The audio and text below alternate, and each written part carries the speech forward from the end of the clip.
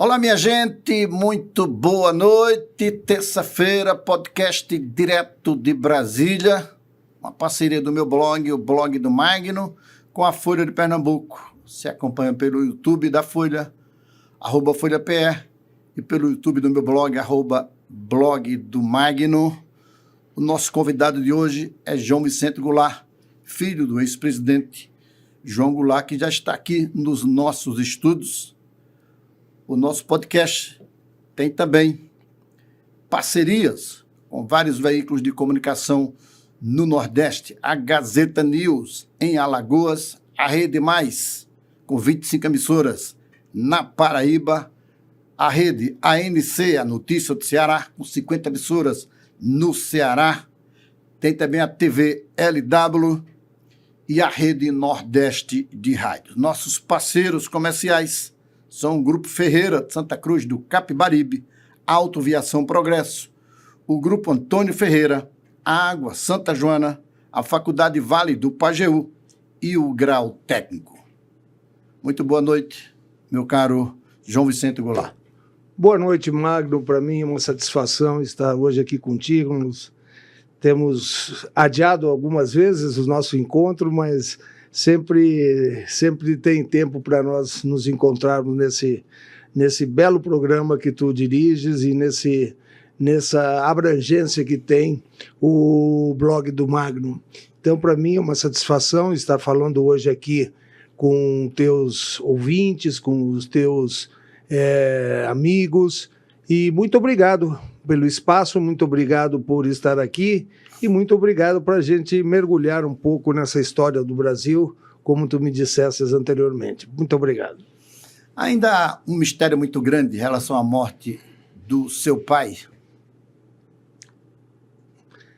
Magno, existe sim ainda andamentos para serem alcançados, né? Objetivos para serem alcançados. Nós conseguimos fazer, através da Comissão da Verdade, a exumação em 2013, que não teve um resultado de incógnitas, né? Nem que sim, nem que não. O problema, que ainda continua aberto, essa grande dúvida nacional, e que é, sem dúvida alguma, uma obrigação do Estado brasileiro saber realmente o que aconteceu com um dos seus ex-presidentes da República, dos presidentes que, em 64, sofreu o golpe de Estado, né, onde se implantou uma ditadura, o único presidente constitucional desse país que morreu no exílio, e a história nacional ainda não consegue debelar essa dúvida, é uma coisa preocupante para nossos historiadores, para nossas pesquisas políticas, para as nossas a historiografia em si, não ter resolvido essa dúvida que aflige a toda a soberania do país, a história nacional. A dúvida seria se ele morreu de coração ou se morreu de outra doença, ou se foi envenenamento, assim? O que se supõe, né, e que não é só suposições, não é só... Existem inúmeras indicações, né, que ele realmente foi vítima de uma troca de remédios pela Operação Condor. Um dos braços da Operação Condor. A Operação Condor não era uma operação em si. A Operação Condor tinha vários... era uma cooperativa do terror, vamos dizer assim. Era uma união de todos os serviços secretos das ditaduras latino-americanas que operaram no Brasil, que perseguiram não só brasileiros, como argentinos, como chilenos, como peruanos, como bolivianos. A Operação Condor se dá e existem inúmeros casos já comprovados de envenenamento, como o presidente Frei Montalva no Chile, como outros guerrilheiros do MIR, né, que também foram envenenados.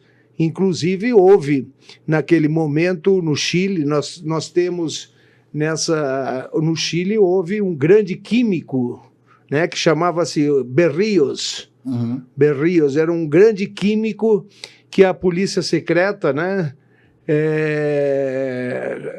juntou com um dos agentes americanos, chamado Michael Townley, que inclusive foi quem programou o assassinato do Letelier em Washington, e que hoje vive, né, democraticamente, no maior país democrático do mundo, vive com outra identidade e com uma identidade secreta. Nós sabemos disso porque, na época da Comissão da Verdade, eu estive no Chile, e no Chile tive com o ex-presidente Frei Montalva, que me falou como foi feita o envenenamento do seu pai, e tive com o juiz Alejandro Madrid. Esse juiz depois foi para a Suprema Corte do Chile, mas foi ele que ficou com todos os casos de envenenamento do Chile. E lá nós temos o Zenteno, que era o chefe da Receita Federal do Allende, foi envenenado, e mais de 45 casos de envenenamento de guerrilheiros que estavam lutando contra a ditadura do Pinochet. Isso é comprovado. No caso de Jango, nós temos declarações de agentes uruguaios que participaram da troca de medicação. A única coisa que nós não temos ainda, existem inúmeros indícios para isso, a única coisa que nós não temos ainda é uma declaração, talvez, do presidente Geisel mandando matar em cartório o presidente João Goulart, que isso nós não vamos obter jamais. Por que Geisel queria matá-lo? Porque existia o seguinte: em 1977, a maioria, por não dizer todas as nações da América do Sul, eram ditaduras militares. Dirigidas essas ditaduras, a primeira que caiu foi o Brasil em 64, depois 66 a Argentina, e depois veio um processo de dominó de ditaduras latino-americanas dirigidas pelo Departamento de Estado. E o que aconteceu? Em 77, o presidente Carter foi eleito nos Estados Unidos e veio a questão dos direitos humanos, inclusive através de Banco Mundial, de olhar cuidadosamente as ditaduras e exigindo uma volta às democracias. E os militares tiveram que fazer uma distensão política, porque o que eles pensavam? Bom, ontem nós perseguíamos, amanhã seremos perseguidos, não é? Vem esse tal de direitos humanos aí e nós vamos ficar na mira da justiça e podemos ter complicações. Então, quais são os grandes líderes que podem voltar e retomar o processo democrático? Então, aí surgiram, por exemplo, né, a eliminação de Jango, a eliminação que quiseram matar e mataram o deputado Gutiérrez Ruiz, do Uruguai, o senador Ferreira do Nate, mataram o Torres na Argentina. Enfim, mataram o Letelier, que era nos Estados Unidos. Para quê? Para fazer a abertura lenta, gradual e devagar, para que eles, na medida que abrissem, não teriam mais os líderes importantes, para que, no momento da abertura, esta posição poderia ser dividida, como foi no Brasil. No Brasil, depois da anistia em 79, que, aliás, uma anistia completamente dirigida, anistia que foi contra alguns princípios internacionais dos direitos humanos, porque tortura, assassinatos, sequestros, ela não são crimes de lesa humanidade que não têm prescrição, mesmo assim foram anistiados. E nesse momento, o que houve? Houve uma abertura política, a Arena aqui no Brasil se manteve no PSD, PDS, né? PDS.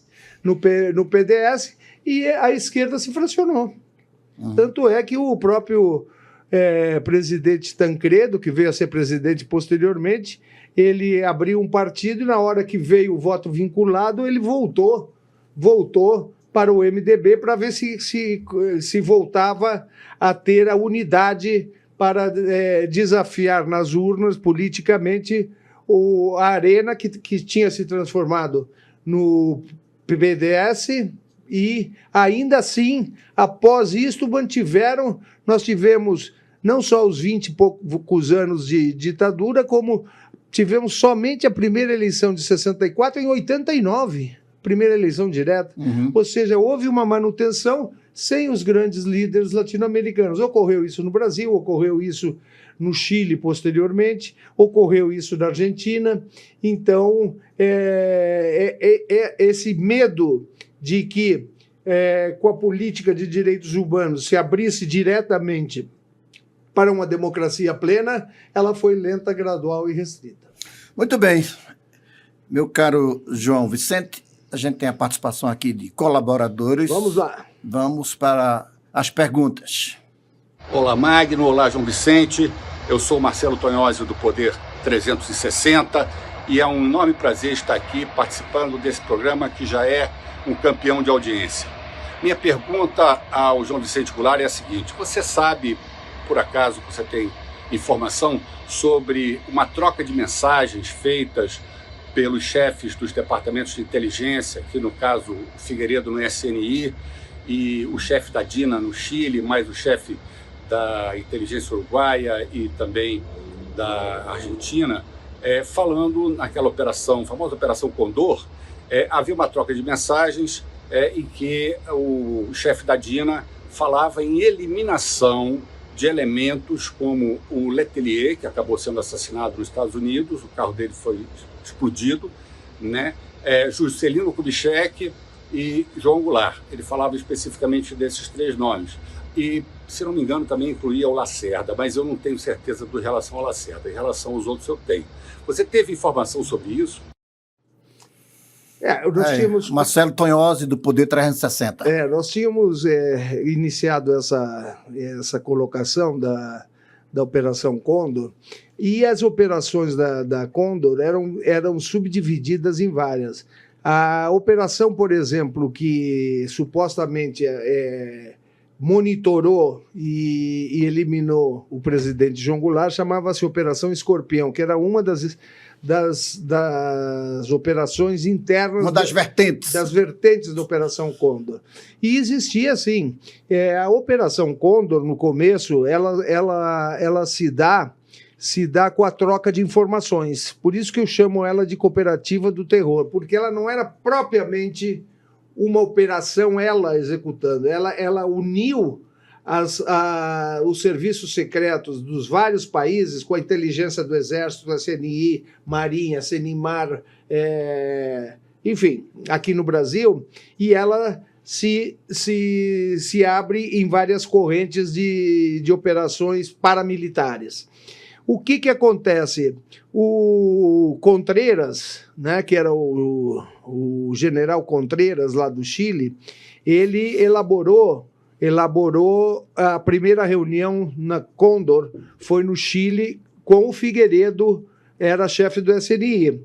E lá o Brasil foi um dos países que mais operacionalizou a Condor, mas sem divulgar os nomes dos seus agentes e dos seus militares que ali estavam nessas operações. E eu digo isto por quê?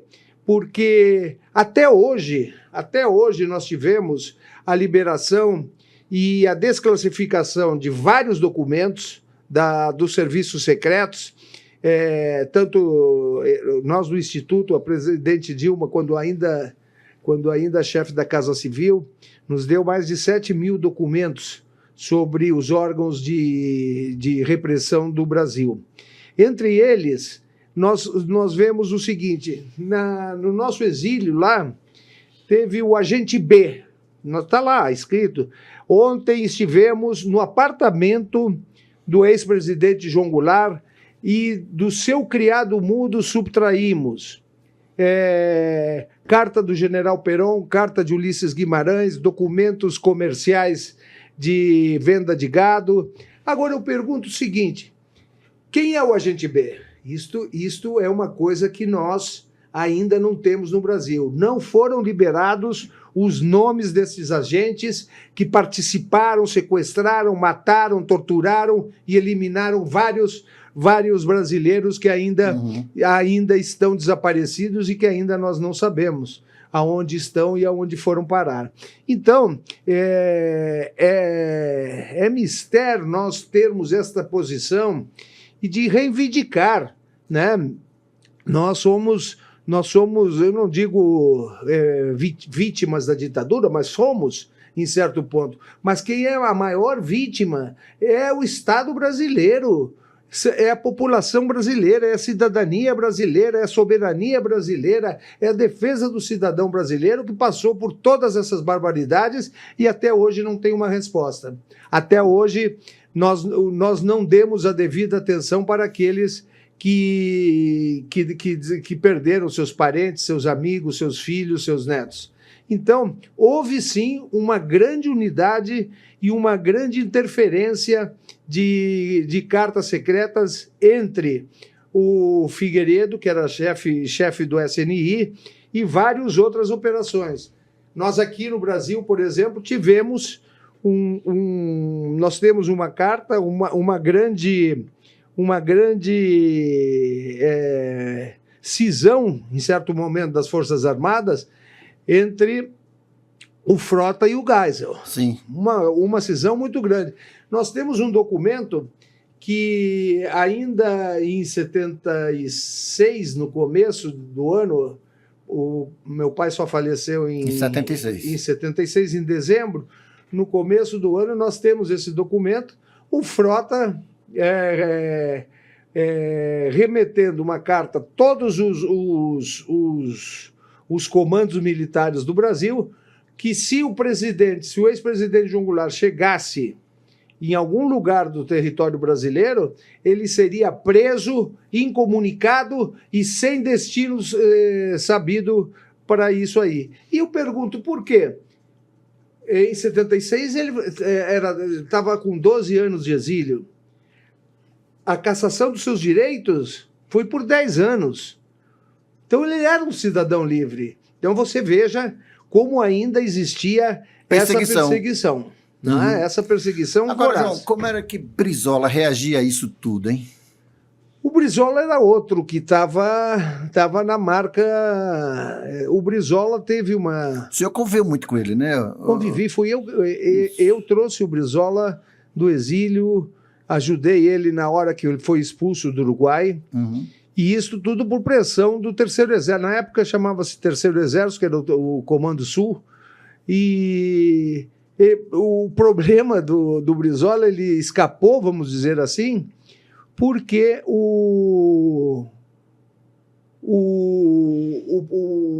na hora da expulsão do Uruguai, que foi ordem do Terceiro Exército, foi ordem do Frota para que o Uruguai o expulsasse, em 77, o Carter já tinha assumido a presidência dos Estados Unidos, americana, todo o sistema militar, pensava que ele ia para trás da cortina.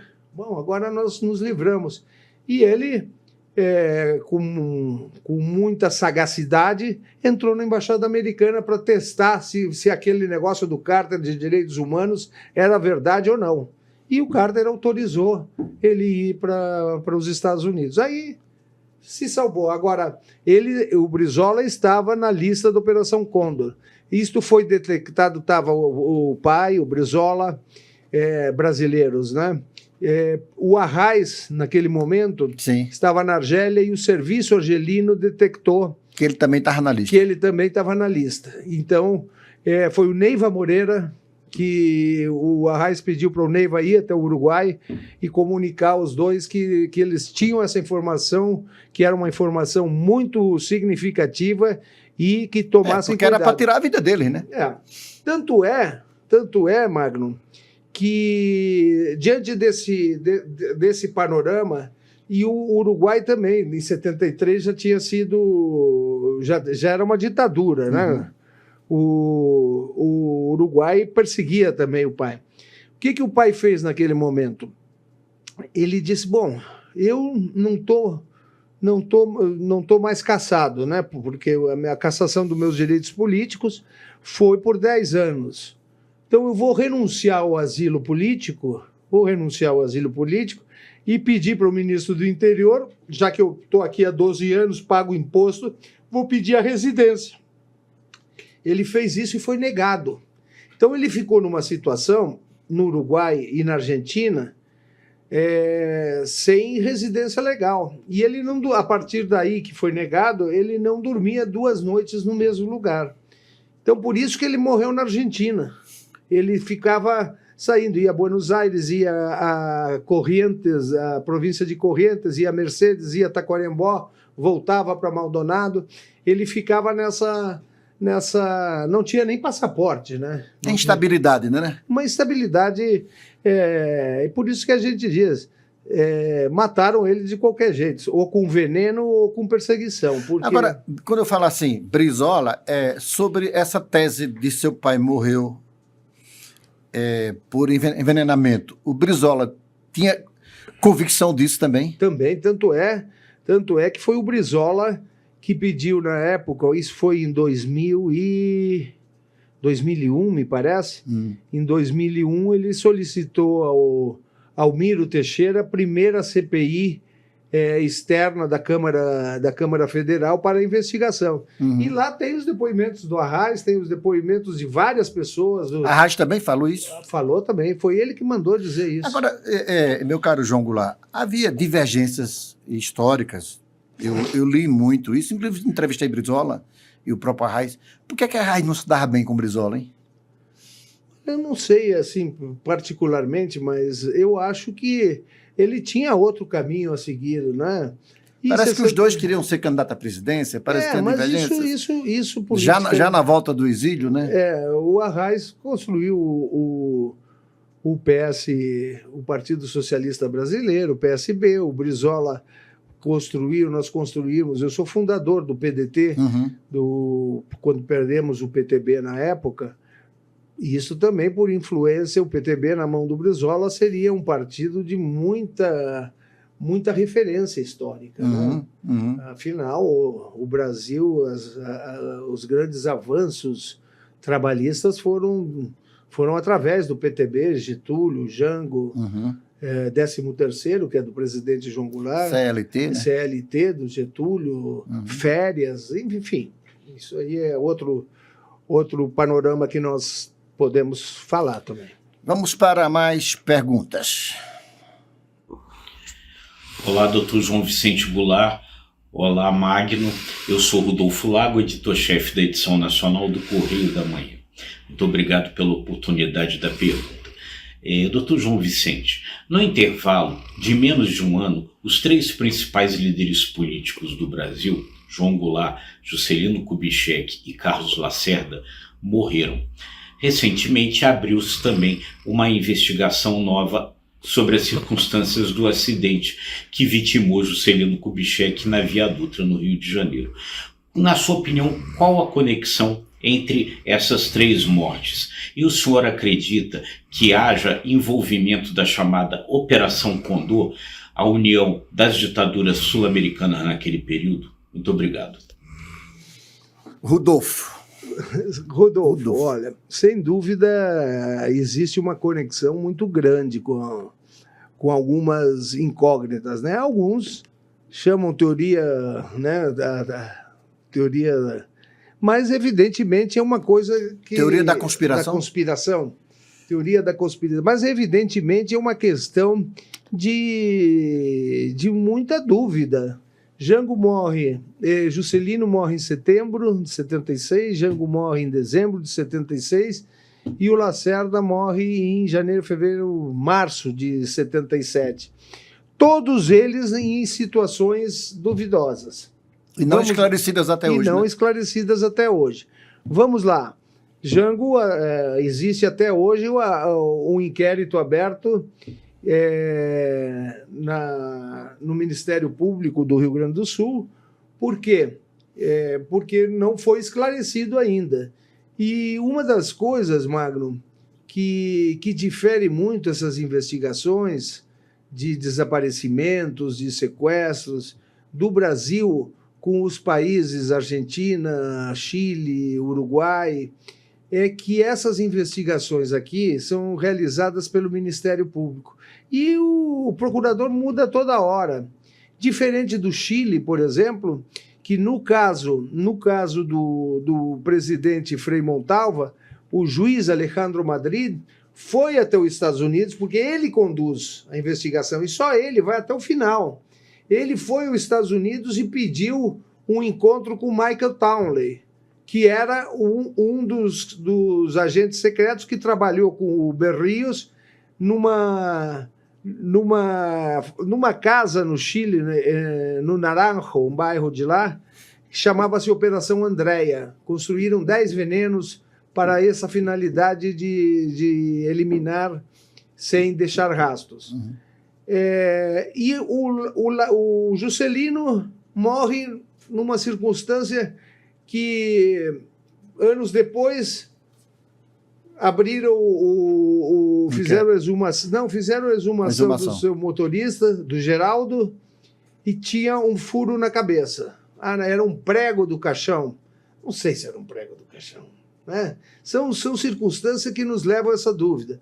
O Lacerda foi tomar uma injeção num posto de saúde por uma gripe forte e 4, 5 horas depois estava morto.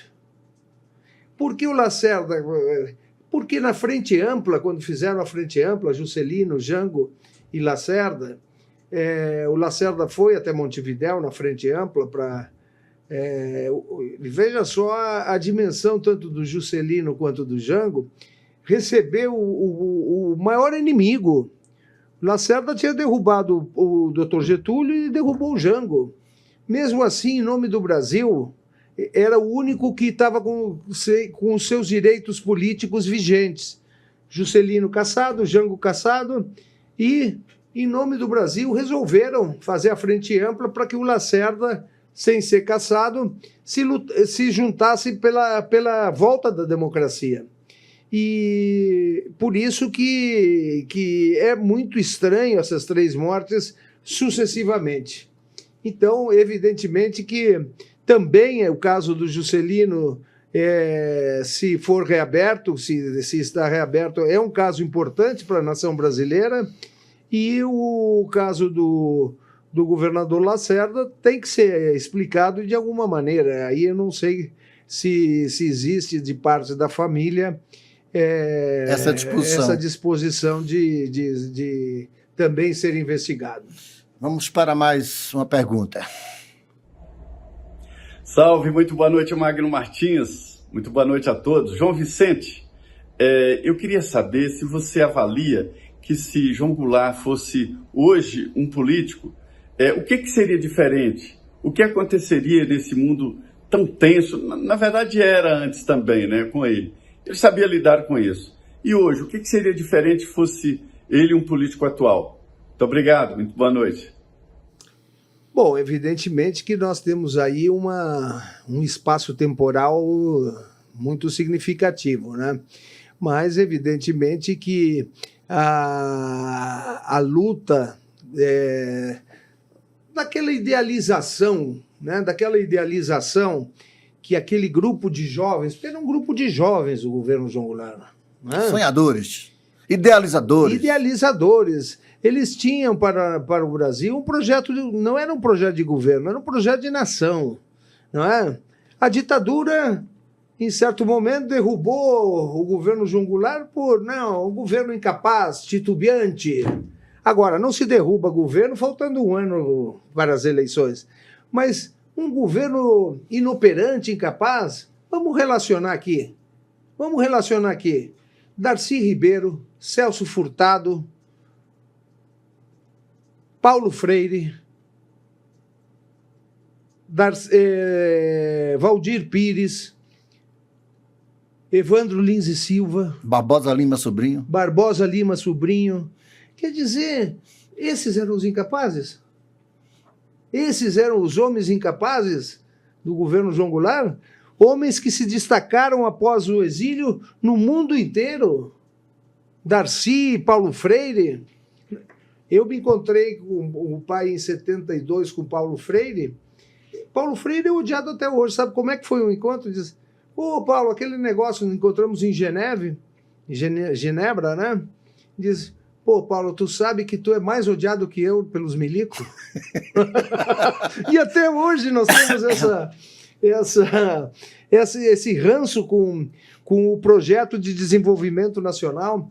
Então, sim, eu acho que se Jango tivesse, se esses homens estivessem ainda na área política, eles não recuariam desse projeto de nação. Vamos para mais uma pergunta, Ochoa? Um abraço a você, Magno Martins. Saudações a toda a audiência do programa. Aaron Cid falando aqui da Rede Mais em João Pessoa, na Paraíba. Saudações e cumprimentos ao entrevistado João Vicente Goulart. João, você e sua família são vítimas do arbítrio da ditadura militar do Brasil décadas atrás. Portanto, tem autoridade para falar nesse assunto. Qual o sentimento de quem viveu o que vocês viveram, a partir principalmente do seu pai, João Goulart, ao ver, décadas depois de tudo isso, gente nas ruas, nas portas de quartéis, pedindo um regime de exceção, uma intervenção militar para impedir a posse de um presidente eleito e a permanência de um presidente derrotado? É uma espécie assim de déjà vu? É uma cena que se repete? Qual é o sentimento que você tem e qual a leitura que você pode nos trazer, inclusive de autocrítica? Onde é que as instituições democráticas do Brasil erram para que exista ainda esse tipo de sentimento expresso nas ruas? Muito bem, eu era um Cid lá da Paraíba. Era uma pergunta bem Contundente. Bem feita. Bem feita. É uma pergunta oportuna. Eu acho o seguinte, o Brasil viveu, não é, 21 anos de ditadura feroz, a reconquista da democracia foi penosa, não é? Tivemos que passar por um colégio eleitoral, tivemos que perdemos o presidente Tancredo Neves no momento de assumir, mesmo assim tivemos que ampliar mais um ano do governo Sarney para que se acalmassem as forças reacionárias do país. Conquistamos o direito, após isso, de termos eleições diretas em 89. E mesmo assim tivemos o furacão, não é? Que era o Collor, que saiu de Alagoas e ganhou uma eleição que se supunha, depois de tantos anos de ditadura, supunhamos, não é, que estávamos cansados da política de direita, né? Que a política popular progressista teria que voltar. E tivemos a pior surpresa do que aconteceu.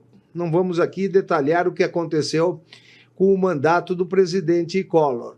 E nós tivemos aí uma volta, um respiro dessa democracia plena quando o Fernando Henrique se elege, apesar de ser, né, o Fernando Henrique, também o Fernando Henrique foi perseguido na ditadura, não foi cassado, mas foi cassado na faculdade, né?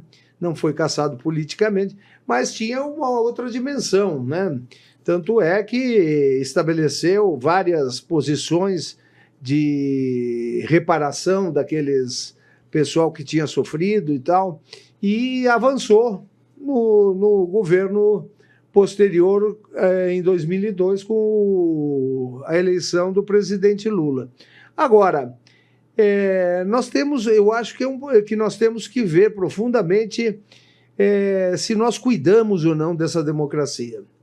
Eu acho, por exemplo, que o Brasil, poucas vezes no Brasil, as políticas progressistas, né? Teve uma parte de Getúlio ali, teve uma parte de ditadura, teve uma parte de avanços sociais muito profundos, que foi a CLT, férias, 13º foi do Jango, e o Lula chega num momento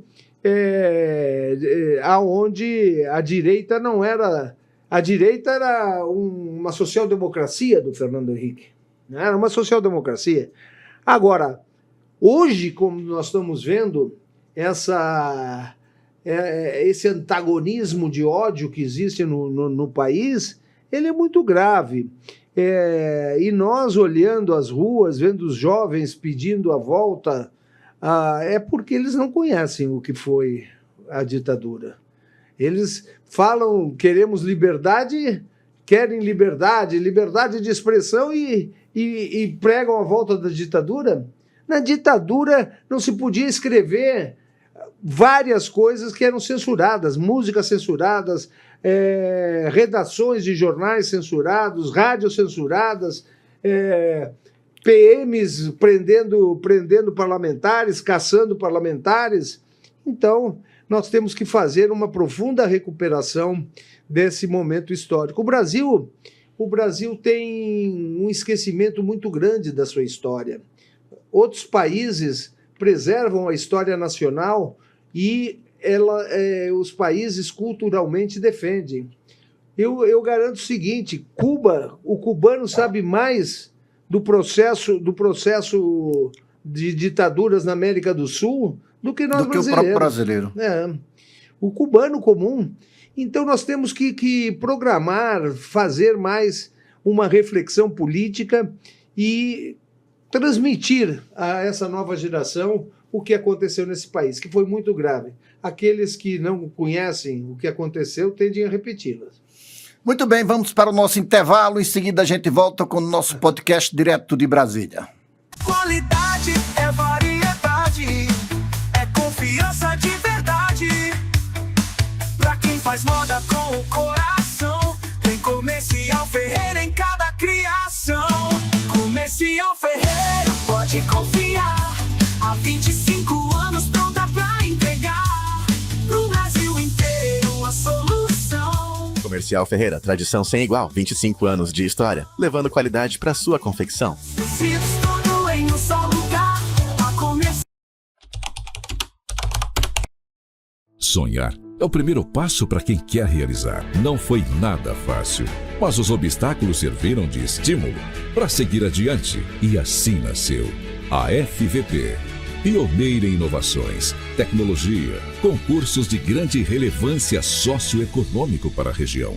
A instituição foi conquistando credibilidade e respeito, o investimento em tecnologia de ponta, qualificação profissional e humanização do ensino superior fez com que os negócios se expandissem. Acreditar que os sonhos não têm fronteiras fez da FVP referência estadual em ensino superior. Assim acreditamos na força de um Brasil melhor. Imagine ter acesso à saúde de alta qualidade onde e quando você precisar. Com a Videomed, a telemedicina se torna simples, eficiente e inclusiva. O aplicativo Videomed é tecnologia de última geração ao alcance de todos. Fácil de usar, tanto para profissionais quanto para pacientes. A sala virtual conecta você a especialistas de forma prática e segura. Durante a teleconsulta, o médico prescreve receitas, solicita exames e tudo é enviado diretamente para você, com total segurança e protegido pela LGPD. Seu futuro depende de suas escolhas. O Grau é a maior rede de ensino técnico do Brasil. Enfermagem, eletrotécnica, informática, edificações e muito mais. E você ainda conta com agência de emprego. Matricule-se agora. Você escolhe o Grau e o mercado escolhe você. Faça no Grau. Bom, minha gente, de volta aqui com o nosso podcast direto de Brasília. Nosso convidado, João Vicente Goulart, filho do ex-presidente João Goulart. Estamos mergulhando aqui na história da política brasileira, de um momento muito importante que o Brasil viveu, embora muito triste, né? Agora, meu caro João Vicente, tem participação dos companheiros ainda, mas eu gostaria de que você me respondesse rapidamente uma curiosidade. Jango morreu, mas ele tinha planos de voltar para o Brasil e se candidatar? Olha, ainda na época que ele faleceu, não existia ainda essa perspectiva, né? O regime era muito fechado. Eu estava contando até há pouco tempo esse memorando do Frota para todas as seções militares do Brasil, que seria preso. Mas, evidentemente, que uma das coisas que ele mais sentia eram saudades do Brasil. Se ele tivesse oportunidade, eu acho que ele não deixaria de ter alguma participação política, talvez não direta, talvez direta, mas, evidentemente, que a bagagem, né, daquele momento do golpe e até das reformas de base, eu acho que elas eram tão importantes na época. Hoje nós estamos vendo essa colocação do Donald Trump contra o Brasil atinge diretamente a soberania. Jango foi uma das pessoas, dos mandatários brasileiros, que enfrentou o Império Americano. Chegou um momento, no final do seu mandato, que os governadores, né, Magalhães Pinto, de Minas, o Lacerda, do Rio de Janeiro, o governador de São Paulo, tinham mais trânsito na casa. O Arraes estava lá em Pernambuco?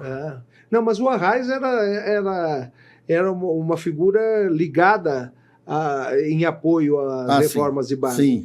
O que eu digo é o seguinte, que a deposição de Jango já vinha sendo costurada pelo próprio Estados Unidos. Arquitetada pelos Estados Unidos, pelo Kennedy e depois pelo Johnson. Ou seja, houve uma intervenção política e de dinheiros. Nós tivemos a eleição de 62, Magno. A eleição de 62, através do IBAD, a CIA financiou 500 parlamentares, elegeu 178. Não é? O Rubens Paiva foi o relator, o Ulisses foi o presidente de uma CPI que nunca terminou. Nós temos no Instituto João Goulart essa CPI, toda ela que nós conseguimos. Agora, é evidente que certas coisas eram necessárias no país, são necessárias, e hoje nós estamos vendo isso. A direita brasileira está aí querendo anistia, dizendo que o Brasil tem que se ajoelhar se não der anistia para o Bolsonaro, para o Trump. Com o aval do Trump agora. Mas o que é isso? Isso é um absurdo, não existiria isso nunca. Não é? As medidas que foram tomadas na época, a lei de remessa de lucros, foi uma lei de coragem contra as empresas multinacionais que estavam no país. Então, evidentemente que cuidar da soberania brasileira não é uma questão política interna, como nós estamos vendo aí alguns congressistas defenderem os Estados Unidos. Eu queria ver agora o governador Tarcísio botar aquele boné que ele botou, Make America. Por que ele não bota agora esse boné de novo? Então, nós estamos vendo que muitos parlamentares e políticos deixaram a soberania de lado. Os interesses particulares e coletivos são maiores do que a defesa do Brasil. Vamos para perguntas. Olá, Magno. Olá, caro João Goulart Filho. Aqui Betânia Santana, da Folha de Pernambuco. Caro João, eu estava tendo uma dúvida, assim, porque em 2014 a Polícia Federal descartou, depois de alguns exames, né, a hipótese de seu pai ter sido envenenado. Por que o senhor insiste na tese de mexer, de cascavilhar isso? Não sei se isso deixa o seu nome em evidência e abre brecha para uma possível candidatura. Pode ser isso? E aí, João? Não pode ser, não. Algumas informações que não foi a Polícia Federal que determinou isso. A exumação foi feita no Instituto de Criminologia da Polícia Federal. Mas não foi a Polícia Federal que fez, teve nesse processo de exumação e de investigação dos restos mortais, técnicos de exumação, técnicos médicos, patologistas famosos do Uruguai, pois lá é que ele morava e lá onde teria saído a operação, argentino, para que depois não dissessem que tinham sido, e técnicos brasileiros. Então não foi a Polícia Federal, foi só o Instituto de Criminologia. Quanto a eu insistir, nós não estamos insistindo, ao contrário, nós estamos reivindicando, porque o processo não foi dito que não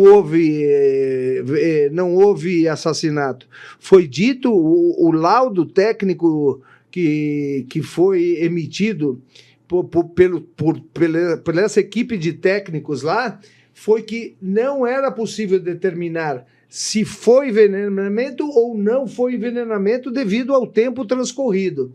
E mais, na época ficou em aberto, está em aberto ainda, pela decisão do Ministério Público, que a solicitação da família era que fossem ouvidos os agentes que teriam participado da operação. Trocado remédio. De trocado remédio. Nós pedimos ao governo brasileiro a oitiva do Michael Townley, nos Estados Unidos, do Frederick Latrache, que era o Chief of Station, que operacionalizou a operação em Montevidéu, inclusive com o Fleury, lá em Montevidéu, e pedimos, inclusive, a oitiva do Kissinger, que é ele que dirigiu o Comitê 40 dos Estados Unidos, que participou de todos os assassinatos da América do Sul dos agentes. E isso está aberto até hoje. Isto vou lhe dizer o seguinte, foi o próprio Ministério Público que está aberto, esperando a oitiva. Nós mandamos isso desde 2016, o Ministério da Justiça do Brasil, através de sua Secretaria de Justiça, pediu a oitiva dos americanos e até hoje não teve uma resposta, e a covardia do Ministério da Justiça de nunca ter pedido o retorno desse pedido feito pelo governo brasileiro. Então não fomos nós que insistimos, nós não estamos insistindo, nós não insistimos. É o Ministério Público que pediu a oitiva desses agentes e até hoje o governo brasileiro não se fez presente. Muito bem, mais uma pergunta. Boa noite, Magno. Boa noite, doutor João Vicente. Permita-me cumprimentá-lo e dizer da alegria de poder participar deste programa, e para mim um momento histórico, porque o que vamos conversar aqui remete a uma história do Brasil até hoje não bem explicada, inclusive sobre a morte do ex-presidente João Goulart, seu pai, e que nós gostaríamos nesse instante, o Brasil inteiro, até para uma reposição da verdadeira história, sabemos qual é a percepção da família sobre a morte do ex-presidente João Goulart. Da família, quando ele se refere aí, mãe, nós solicitamos essa investigação, porque não é um problema da família. Eu acho que as pessoas, às vezes, confundem. O problema é do Brasil, né? O problema do Brasil, saber Não é um problema da família. Ele era presidente do Brasil, né? É presidente do Brasil. Foi um homem que foi expulso do Brasil. Teve um exílio, morreu no exílio, o único presidente que morreu no exílio. E uma Operação Condor e acham que é a família que está insistindo nisso. Eu acho que o Brasil é que tinha que ter essa responsabilidade e o dever de saber o que um de seus dirigentes, um dos seus presidentes eleito por 2 vezes, porque ele foi eleito vice-presidente com um voto que não é um voto como hoje é um voto em lista. Jango foi eleito no voto popular, fez mais voto que o vice do Jânio, que era o senador Milton Campos. Então, é um dever da nossa pátria saber o que aconteceu com um dos seus presidentes. Vamos para mais perguntas. Olá, Magno Martins, muito boa noite para você, boa noite, João Vicente Goulart. Sou Felipe Klisman, falo da Rede ANC aqui no estado do Ceará e a minha pergunta é a seguinte. João Vicente, o senhor que tem buscado construir obras para trazer à memória do brasileiro a contribuição do seu pai na política, como que o senhor se sente fazendo esse trabalho e observando cenas e episódios como Bolsonaro e os filhos de Bolsonaro, que sugerem que o Brasil tenha uma postura de rendição ao governo Trump e colocando em jogo a soberania nacional. Muito obrigado. Muito bem. Gostei da pergunta.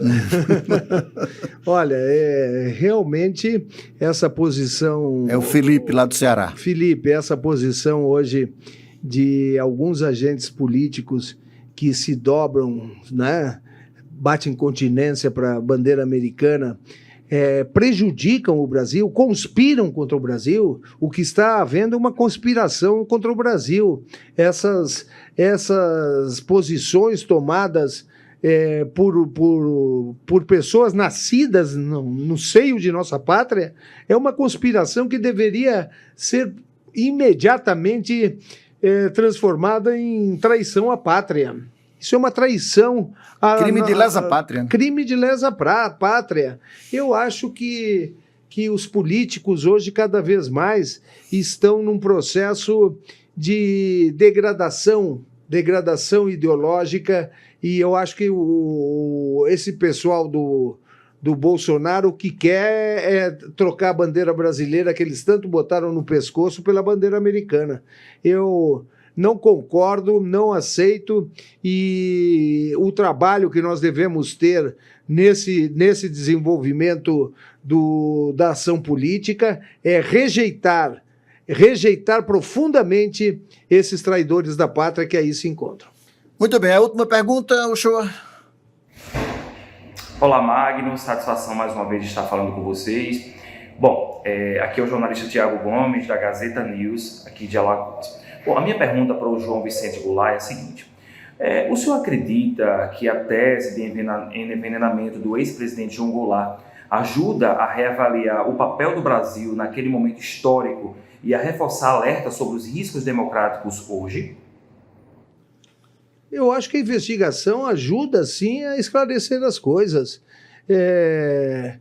Como nós já vimos dizendo, é uma obrigação do Brasil esclarecer essas dúvidas que pertencem à história brasileira e pertencem à história nacional, pertencem a que essa juventude, que as novas gerações saibam o que aconteceu. Agora, o que nós não podemos dizer é que a importância disso não seja avaliada por alguns setores políticos.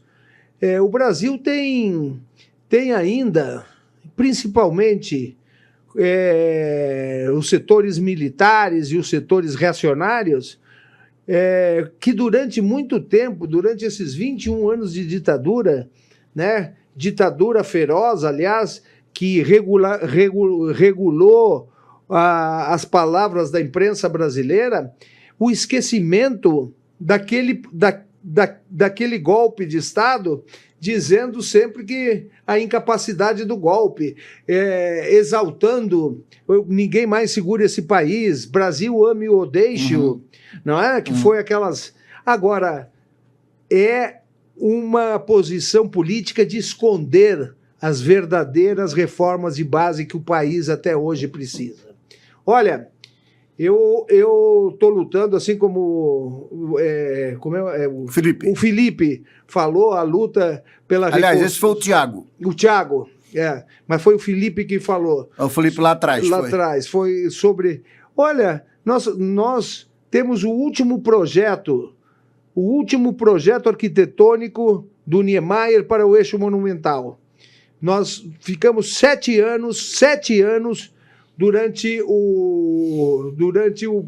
enquanto corria o processo administrativo em todas as instâncias aqui do DF.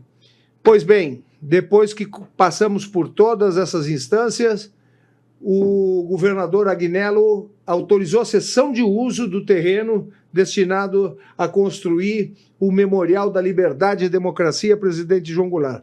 Para a nossa surpresa... Rodrigo negou lá atrás, né? Rodrigo Hollenberg. Um socialista, né? Ou, entre aspas, um socialite, não sei, caçou o terreno. E isso que a cessão de uso do terreno, Magno, diz o seguinte: toda obra ali passa a pertencer ao patrimônio público. Mas sabe o que é? É esconder a verdade do que foram as reformas de base que até hoje são necessárias. Ô, João, eu leio muito sobre a história do Brasil, e vem um momento desses livros que eu li sobre Brizola e sobre o seu pai, que no golpe o Brizola queria que o Jango reagisse, mas ele se entregou. É mais ou menos por aí, não? Sim. O Brizola sempre teve uma O Brizola só saía na marra. Teve uma ação política durante a sua vida bem mais guerreira, vamos dizer assim, do que o Jango, que era um político bem mais, não vou dizer inteligente, mas um político bem mais hábil do que o Brizola. O que aconteceu em 64? O Brizola queria, tanto em 61, na legalidade, quanto em 64, o Brizola queria reagir. Né? Queria reagir. O pai sai do Rio de Janeiro, passa aqui em Brasília, as tropas aqui em Brasília já estavam cercando o aeroporto, o avião dele foi boicotado, o avião presidencial, ele teve que ir num Electra para Porto Alegre, estava em Porto Alegre, chamou o comandante do Terceiro Exército, fizeram uma reunião e o comandante disse: olha, presidente, nós podemos resistir. Agora, já existem, mesmo aqui no Terceiro Exército, já existem algumas unidades rebeldes e a favor do golpe. Nesse momento, o Santiago liga para o pai, Santiago Dantas, e foi a primeira informação que ele teve. Era ministro, né? Era ministro. Santiago liga para ele e diz... E o Santiago tinha sido, por muito tempo, do Juscelino, embaixador em Washington. O Santiago liga e diz: olha, presidente, temos informação que existe toda uma operação do golpe. Existe não só a operação, existe uma frota americana se dirigindo ao Brasil. Aí ele disse: não vai. E evidentemente isso foi, nós soubemos isso depois, o Brasil todo soube isso depois, inclusive que chamava-se Operação Brother Sound. Tinha um porta-aviões americanos, 4 destroyers, 4 submarinos e 5 navios-tanques. Certamente, pessoal, não era para retirar o embaixador americano, uma pessoa da embaixada americana, caso houvesse resistência. E ele tinha essa preocupação com o Brasil. Eu quero dizer o seguinte, e existia, inclusive... era tanta essa força militar americana de intervenção que já existia um plano que, se houvesse resistência, os Estados Unidos reconheceria o Brasil Norte, em Minas Gerais, né? enquanto durasse a resistência, que seria uma luta fratricida entre brasileiros, né? E então eu acho o seguinte, que essa decisão de Jango de não resistir e de ir para o exílio, sábia. Foi sábia e vitoriosa. Muito bem, João. Por que vitoriosa? Ele não deixou derramar sangue entre brasileiros e mais, conservou a unidade territorial do Brasil, porque era imprevisível, assim como eles tinham feito no Vietnã, na Alemanha, em vários países, poderia ter acontecido a divisão do Brasil norte e sul. João Vicente Goulart, muito obrigado pela sua presença aqui, por nos atender. Infelizmente, nosso tempo já se esgotou. Um grande abraço. Muito obrigado, Magno. Eu quero te agradecer profundamente, porque às vezes a gente viu algumas perguntas que as pessoas acham que a gente quer ser candidato. Eu não sou candidato a nada. Não sou candidato a nada, mas eu sou um profundo brasileiro que quer que esse país esclareça a sua história e que não pertença mais aos argumentos das elites.